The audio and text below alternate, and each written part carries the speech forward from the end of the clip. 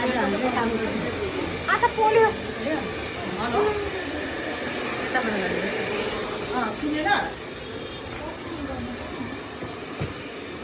दुईजना nail आर्टिस्टले nail गर्दैछ दुइटै गर्नु हुने अब ये क्रिस्टल गर्यो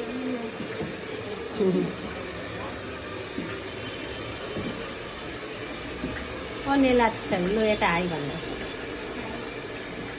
दुईजनाले घरमा आएर पनि शान्ति पाएन बिचराहरू